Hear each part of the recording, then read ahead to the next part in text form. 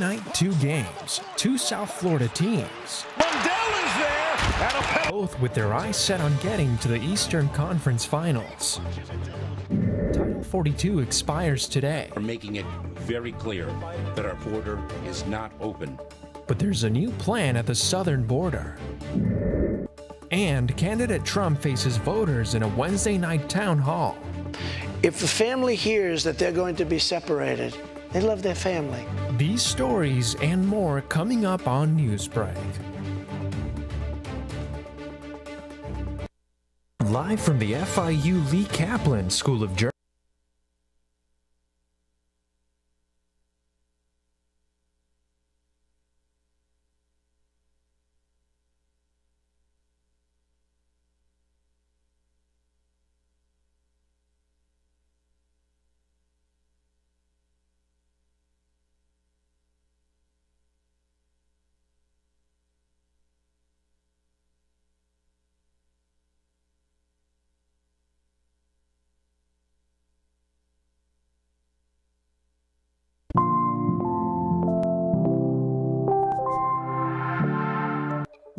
One night, two games, two South Florida teams, both with their eyes set on getting to the Eastern Conference Finals. Title 42 expires today. We're making it very clear that our border is not open. But there's a new plan at the southern border. And candidate Trump faces voters in a Wednesday night town hall. If the family hears that they're going to be separated, they love their family. These stories and more coming up on Newsbreak. Hello, South Florida. I'm Kenya Cardone. I'm Amanda Gray. Today's Thursday, May 11th, 2023. Live from the FIU Lee Kaplan School of Journalism and Media, this is SFMN Newsbreak. Double trouble for two major South Florida sports teams on a night that could have sent both of them to their sports Eastern Conference Finals. At the beginning of the night, it was simple for the Heat and Panthers. Win, and you're in the Eastern Conference Finals. Then things got complicated. The Panthers game started first, and they gave up the first two goals. And although they tried to battle back and defend home ice, they were only able to score one on the Toronto Maple Leafs rookie goalie. Things got so tense that there was a fight as time expired. In a game that was settled by just one goal, it was frustrating that one of the goals got an assist from the referee. Take a look. In across the line. As Bunting drew the penalty. Trying to swing it around, and it's in! The final score here, Toronto 2, Panthers 1. The second game of the night featured the Heat visiting the New York Knicks. The Knicks defense was able to hold all of the Heat players under 20 and won the game 112-103. Despite the losses, it was exciting for local fans. Many of them had to head to sports bars because for a night like last night, home just doesn't have enough TVs.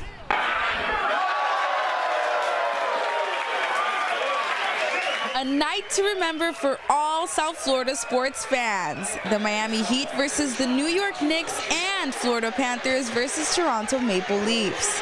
The teams going head-to-head gunning for a spot in the Eastern Conference Finals. Fans took to sports bars and restaurants all across South Florida to watch the games, and we went to Bottled Blondes in Wynwood, where some of them spoke to us about their predictions. Oh, Heat in 5. We're winning. Well, tonight the Knicks are going to win by about 35, and then the Knicks are going to win in 7. Yo, KD, aren't you mad you didn't come to the Knicks? Bing bong! So at this point of the night, we're about halfway through both games, and unfortunately, none of our South Florida teams are on top right now. But the tension here in Bottled Blondes is through the roof, and fans tell us that it's going to be a tough call. And indeed it was. In the end, both South Florida teams lost. Final score 112-103 Knicks, 2-1 Maple Leafs. Across the bar, mixed feelings. Toronto, they could pull it off because they score a lot too. So I think they can force a game 7 if they win the next game, obviously. I think I'm pretty much devastated tonight. We were down 20, we pulled the game close.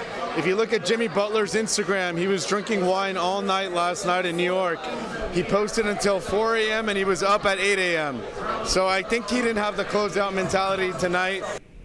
And if you missed last night, you didn't completely miss out. The same situation is happening again tomorrow. Panthers at Leafs at 7 p.m.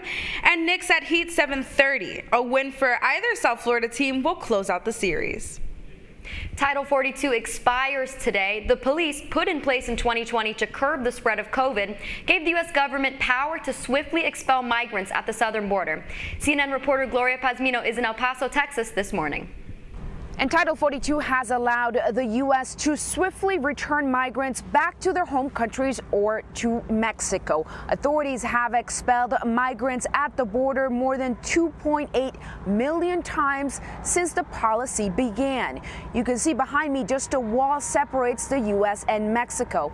And beyond these gates, there's a group of migrants waiting to be processed ahead of the expiration of Title 42 at midnight today. That's when the country returns to decades-old protocols at a time of unprecedented mass migration in the Western Hemisphere. Eric Mendoza is breaking down. He faces the possibility of deportation after making the months-long trek from his native Honduras. He says he paid $50 for the set of documents. It's a likely scam many migrants, desperate for answers, are falling prey to. He says he wants to be here legally. Just like him, there are thousands more in El Paso. Rosaura Rivas says her husband and 4 kids fled violence from Venezuela. They spent the last month at this shelter. She helps out in the kitchen trying to save money to buy bus tickets to Denver, where they have friends. The Opportunity Center for the Homeless in El Paso can barely keep up. We need to do what's right by these folks. They've gone through so much. Meanwhile, El Paso city officials are working to open up emergency shelters and say the city is at a breaking point. We want to be able to find a solution to how do we take care of the human person, because they are human beings. Federal officials are trying to discourage migrants from crossing. Let me be clear. The lifting of the Title 42 public health order does not mean our border is open. In fact, it is the contrary. Those who are already here wait and do their best with what they have. Others try to stay connected and hopeful, while their families on the other side of a screen are a constant reminder of why they're here. Now, there is already an unprecedented number of people turning themselves into Border Patrol, and the surge is creating a strain on the system. More than 26,000 people are already in custody, but many more are waiting just beyond the border.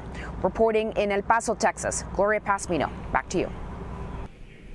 There's already an unprecedented number of people turning themselves into Border Patrol.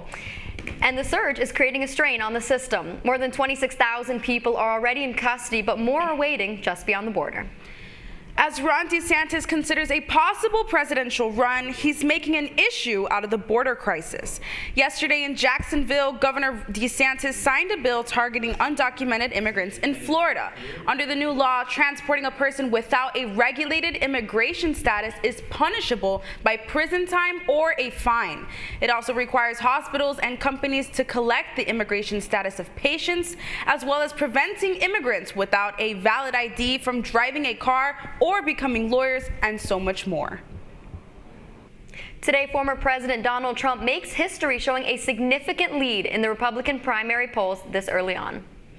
Trump over 50% in national polls of likely primary voters. The nearest potential challenger, Ron DeSantis, is averaging little more than 20% of the vote. There are almost no cases of a non-incumbent candidate reaching near or over 50% this early on. Last night, Trump was at a CNN town hall in New Hampshire speaking with voters. Here's more now on what happened at that town hall. How prepared is your family if a tornado shows up at your doorstep, or a flood, or a hurricane? You can't just turn away a natural disaster. Former president and current GOP frontrunner Donald Trump answering questions directly from New Hampshire Republicans and uncommitted voters. Will you suspend polarizing talk of election fraud during your run for president? I hope we're going to have very honest elections. We should have voter ID. We should have one-day elections. We should have paper ballots instead of these mail-in votes. The former president still refusing to acknowledge his loss in the 2020 election. Will you pardon the January 6th rioters who were convicted of federal offenses? I am inclined to pardon many of them. Last night, CNN hosted Town Hall comes one day after a Manhattan federal jury found Trump liable for sexually abusing and defaming former advice columnist E. Jean Carroll. I never met this woman. I never saw this woman. This is a fake story, made up story. It's one in a long list of legal battles he is fighting. Trump pleaded not guilty last month to 34 felony criminal charges of falsifying business records in Manhattan. He could also face additional charges in Washington and Georgia on separate cases. Washington, D.C., you cannot get a fair trial. You cannot. Just like in New York City, you can't get a fair trial either. Sources inside the former president's campaign hope the town hall provides Trump a chance to appeal to voters beyond his intensely devoted base. If elected president again, what is the first thing you would do to help bring down the cost to make things more affordable? Drill, baby, drill. You know about that. We have to save this country. Our country is dying. Our country is being destroyed by stupid people. Another talked about moment from the town hall was when the former president was asked twice about whether he wanted Ukraine or Russia to win the war, and he wouldn't say. He answered only that as president, he could help end the war quickly and prevent more deaths. Today is the day that Dolphins fans circle on their calendar when the 2023 full season schedule gets released. That's still ahead, and so is the story.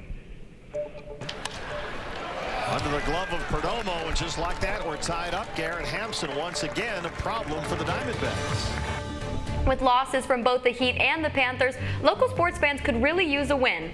How about the Marlins? Newsbreak will be back in 2 minutes. How prepared is your family if a tornado shows up at your doorstep, or a flood, or a hurricane? You can't just turn away a natural disaster. That's why it's important to go to ready.gov/plan now. It has the tools and tips you need to make an emergency plan with your family. So if disaster comes knocking, let's go. You'll be ready to help keep your family safe. It's just a pizza. Yes. Make a plan today. Jordan knows he shouldn't eat this entire bowl of nachos, but tonight he's earned that right because a few hours ago in the middle of happy hour, he recognized a sign, not from the gods or a bolt of lightning, but from a double heart, a kissy face, and a fourth ha in ha ha ha. That's when Jordan knew he was buzzed. So when it was time to go, he got a ride home instead of driving. Be a legend like Jordan. Recognize your buzzed warning signs and get a ride home. Buzz driving is drunk driving. There was an old woman who lived in a shoe. She had so many children, she didn't know what to do.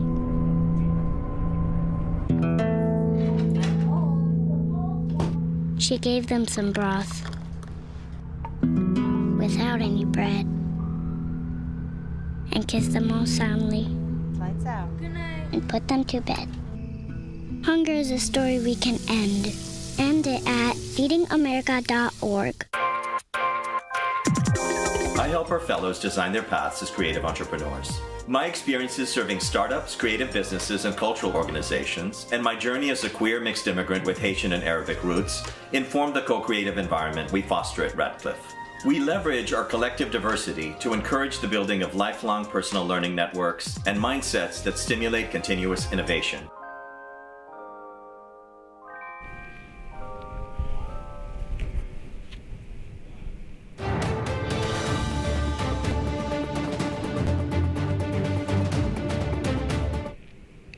Fight for 500. The Marlins needed a win out west to get back to even for the season. The Miami Marlins are coming home after taking the series win over the Arizona Diamondbacks. It was a close game that the Fish had to come back from in the fourth inning. We'll start there. The Marlins were down 1 run and were able to tie in the fifth. And it wasn't until the final inning that the Fish came back with Joey Wendell's RBI double. The final score was Marlins 5, Diamondbacks 4, and the Marlins will come home to play the Cincinnati Reds tomorrow at 6:40 p.m. The Miami Dolphins had a little fun ahead of their 2023 regular season scheduled release. In a Twitter video released by the team, Javon Holland and Elijah Campbell are seen dancing. The Dolphins have 2 marquee matchups in November against the New York Jets and Kansas City Chiefs. The full schedule will be released today at 8 p.m. You're watching Newsbreak, and we're coming right back.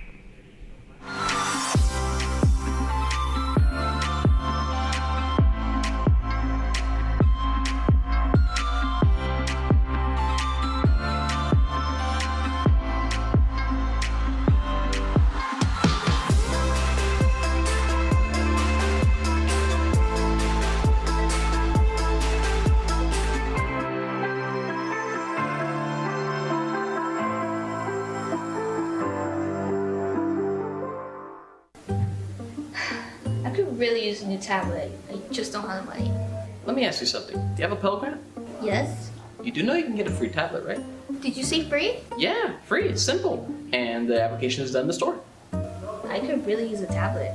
Go get one. Another satisfied customer. Stop by Pantotech in the Graham Center at FIU MMC today to speak with one of our associates to get your free tablet. Type 2 diabetes can have a big impact on your life. But how can it be prevented? Well, the first step is knowing if you have something called prediabetes. Take the 1-minute risk test today at doihaveprediabetes.org.